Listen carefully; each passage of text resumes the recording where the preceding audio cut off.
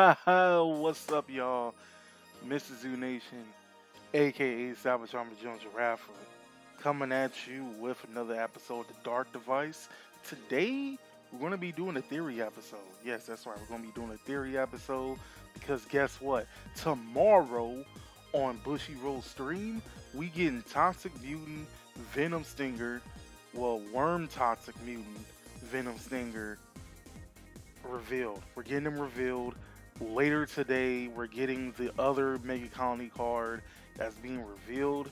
We got one of them revealed yesterday, and I gotta say, dude, spicy, bro, spicy, straight spicy, like burn your mouth type spicy. That's how good he is. That's how good.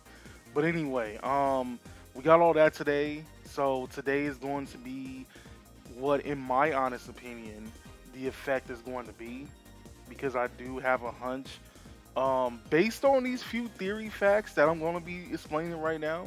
Um, let let's talk about it. But before we go to what my honest theory is, let's talk about the card that was revealed yesterday.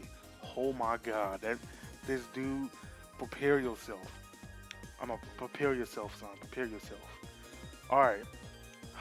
A muting gentleman, high class moth. He has a continuous skill. As long as he's in the deck or the soul, he's regarded as a grade 3. Act on the rear guard circle. You rest this unit and put a normal unit from your drop zone to the bottom of your deck. Counter charge 1. Choose one of your opponent's rear guards and that unit cannot intercept until the end of the turn. This ability may only be used by a card with the same name once a turn.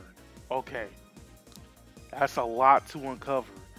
Let me explain why this card completely changes the landscape of Make a Colony. Alright, first and foremost, it is a counter charger. That's cool. Let's get that out the way right now. It's a counter charger. The second ability, outside of putting a normal unit from your drop zone to the bottom of the deck, it's kind of iffy. I will admit that. Not iffy like it's bad or anything else like that, but like when I mean iffy, I mean like um the whole choosing one of your opponent's rear guards and intercepting. That's the iffy part. But at the same time, it does connect to Venom Stinger, and that would definitely be something that I will explain in a little bit. But this first ability that allows you to regard it as a grade 3 from the deck and the soul, guess how much that changes? That changes the complete landscape of how Mega Colony is played now. Now that makes Antlion a lot more useful than he originally was. Because I feel like the issue with Antlion was the fact that you had to wait till your second grade 3 turn, and let's be real, the format right now is very fast. There's a lot of people who's not really getting to grade 3. That's how fast the format is. But at the same time, one of the worst things about him was that he had such a good effect because he prevented you from preventing your opponent from using sentinels. He had a built-in crit. I mean, there was like a lot that you can basically do. But now, it's gotten up to a point with this one particular card alone. It not only changes the whole landscape of how he's played, but it also makes it to where you can actually use him as your own deck. But it's not just him, it's also Gun and Colio. Because Gun and Colio's second ability wasn't able to be used unless you Soul Blast a grade 3 as well. So that's something to put into consideration. There's so much things you can do with this now. Like, you can finally use Megalar Lancer now, because Megalar Lancer can put something into the soul. And the issue with Antlion is that you need that setup in order for you to use his ability during your grade 3 turn, which is a little bit understandable. But at the same particular time, this card, it fixes a lot of stuff. It really does. Not to mention that you can still search it out with the grade 3 searchers. Machining Hornet can search out for him. Machining Mantis can search out for him. And what's his face? Dorcas, little Dorcas could search out for him.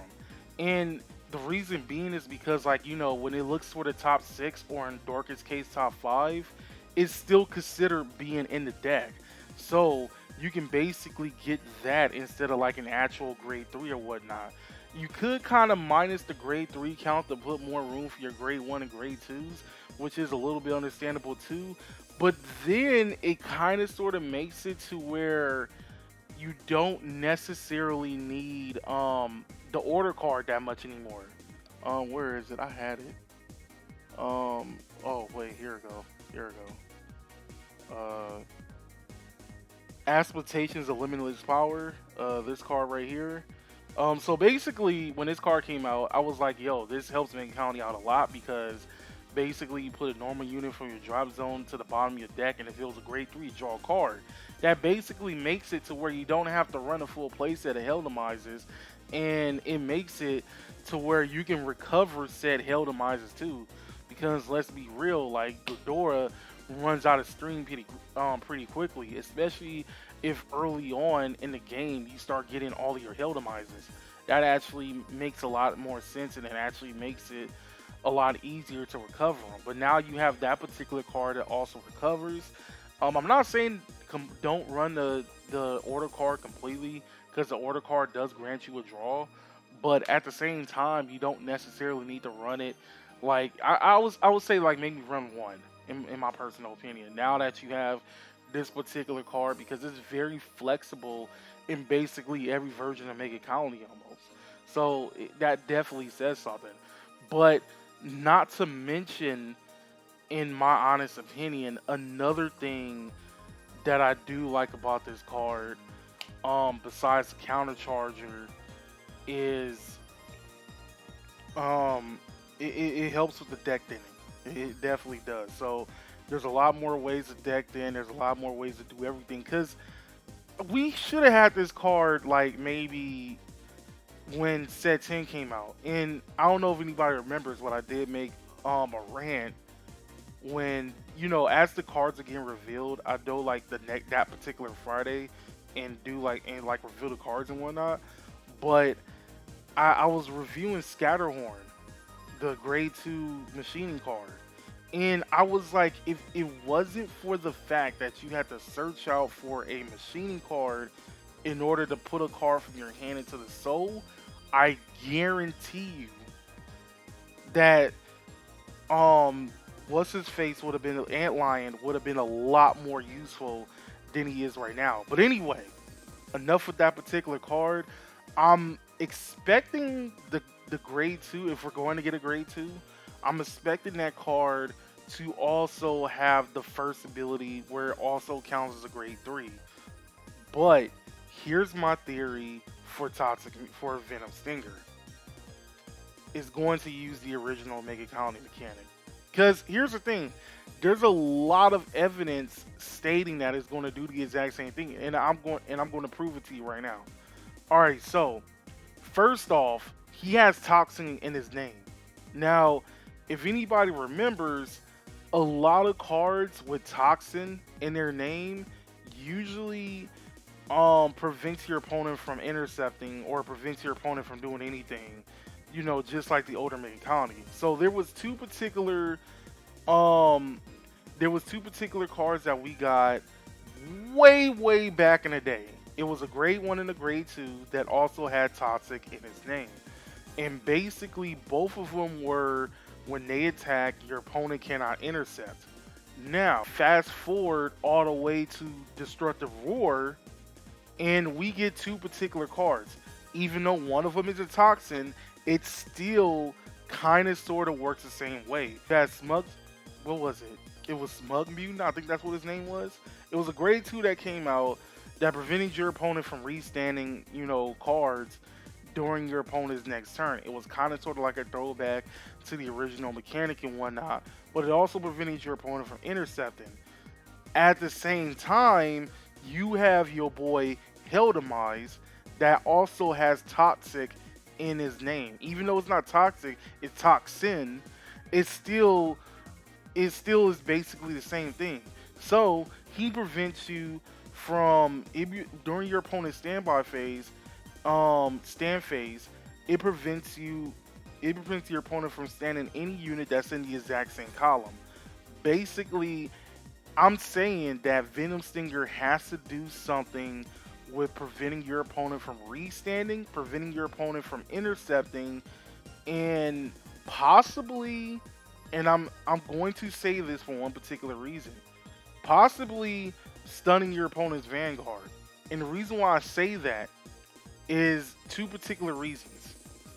The first one is if you're having a card that counts as a grade 3 in the deck or the soul, especially um especially if in the soul is considered a grade 3, that basically means that he's going to have some type of effect that allows you to soul blast grade 3 in order to use like a certain effect. And you already know, beginning of the V series, any card that had a soul blasting a grade 3 effect has a really good effect. Like, let's be real on that. A majority of the Protect clans had Soul Blast a grade 3, even Soul Blast 2 grade 3s, and you were able to prevent your opponent from using Sentinels and it gained a built-in crit. I mean, look at the Mobile Hospital. Look at I don't remember what her name was from Darky Regulars, but Darky Regulars had one in like their first wave. If I remember correctly, OTT has one too. I think. I'm not too sure. I gotta look that one up. No, no, no. I don't think OTT has one. I don't think OTT has one. But you see what I'm saying?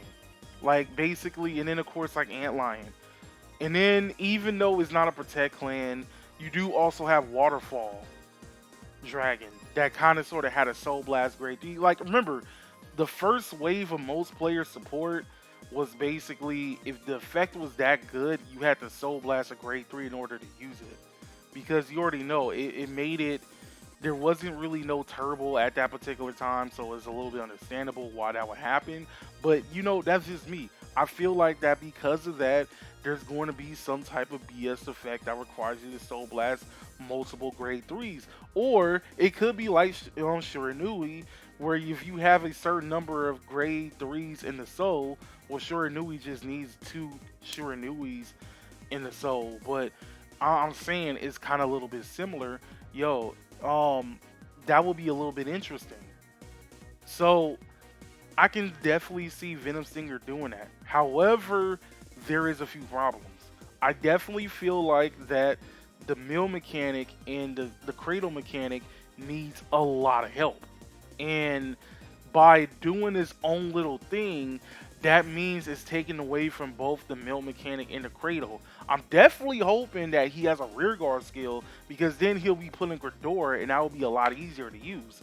However, I would also have to say that it would be a little bit ridiculous. It is a little bit ridiculous that he has a completely different mechanic than what the game than what we currently have. Especially machining. Machining definitely needs a lot of help. Needs a huge amount of help. But at the same time, um, it will be interesting because then this will become his own deck and everything else. And I'm also I'm liking this little mechanic going back to like the roots making colony because I honestly feel like that even though there's a lot of clans that has new abilities and whatnot, sometimes it's best to go back to his roots. I mean, let's be real. Look at Gear Chronicle. They're getting Time Leap back. That's going back to their roots and whatnot. So it's a little bit understandable. But at the same time, I feel like that the Cradle marker is too good compared to like the original like stun your opponent's rear guards and whatnot. Like not the Vanguard. Like obviously there's gonna be nothing better than stunning the Vanguard. But like stunning the rear guards, it's like just the fact that your opponent could just replace it and not really do anything and not really have too much repercussions over it is definitely saying something. At least the Cradle marker basically you had to play around it and stuff like that. But um, if your opponent tries to like retire it regularly, you would still get a plus by searching for something from your deck. I mean, now it's gotten up to a point where people are just bold because decks could hit you for so hard that getting that one extra card wouldn't even really matter. So I kind of feel like that the Kratom marker definitely needs a lot of help, especially going against decks like Grand Blue that can just get rid of their whole field so you have nothing to put Kratom markers on. In my personal opinion, there needs to be either two particular things. The first one is there needs to be a way to distribute cradle markers during your opponent's battle phase. But I don't think that Bushy will be that bold to put in the standard. The second one is maybe find a way to force your opponent to call something onto their field in order to get that ability. Now I know what you're saying, that will be completely busted, which is a little bit which is a little bit true, but you also got to remember that Shiranui has a support card that forces you to call a card from your hand onto the field. Well, actually, I can't call it Shiranui support because it is generic, which means you can use it in any deck. But you already know it was specifically made for the Shiranui deck, and it was also something that helped like Hanzo and all that other stuff. So, in my personal opinion, you know, if Nubatama could have something like that, why would it be busted for Naked Colony to have something like that? Even though it helps them a lot, I don't think it's busted enough to be like, yo, this is gonna be game breaking. Nah. Right now everybody's expecting, Chaos Breaker Dragon to be that quote unquote game breaking card, which is, you know, judging by history, has actually happened. Every time Chaos Breaker get major support, it does low key break the game for a minute. So I can kind of understand where people are coming from with that.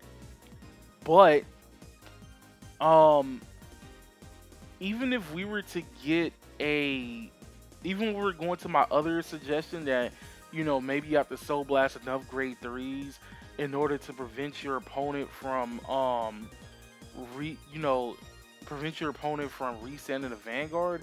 You also gotta remember that Murakumo's been doing that since their first wave of support with dual dragons. Yes, you had to have like a maximum, not a maximum. You have to have like what, three counterblasts open.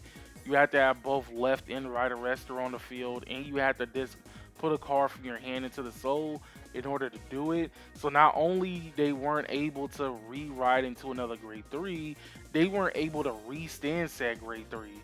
Yeah, that takes a lot and whatnot though, but if it means like, yo, I have to soul blast like five grade threes from like my soul or something like that in order to use it, then I think that's actually pretty worth it, in my honest opinion.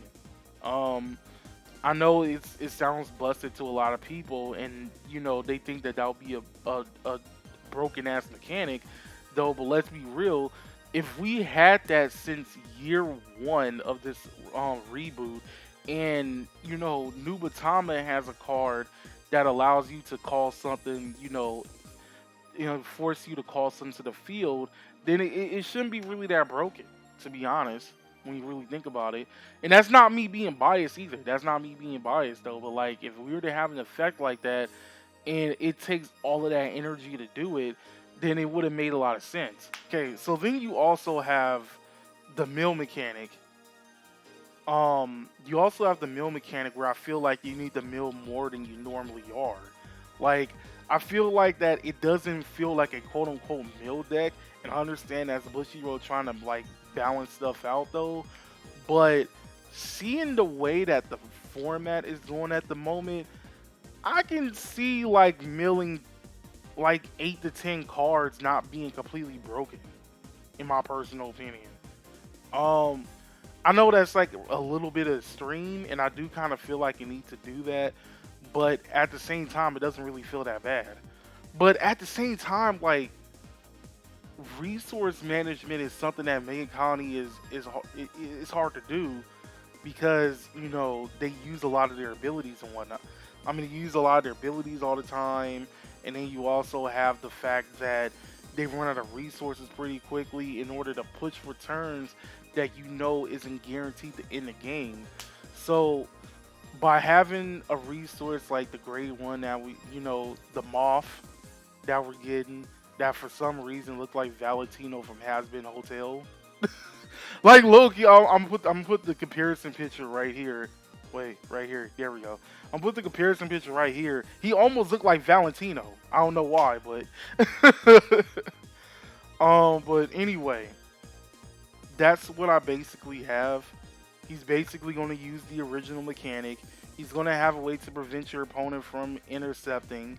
Where I kind of feel like that if you're going to have something to prevent your opponent from intercepting, it's kind of counteractive because again, going against a clan like Grand Blue where they can just get rid of their stuff, or Pale Moon where they can just get rid of their stuff and shit it back out during their turn, it kind of seems a little bit pointless. So I mean, if you're going to do something like that, at least have something to force your opponent to call something from, like, let's say drop zone or the soul or something. I don't know, something like that.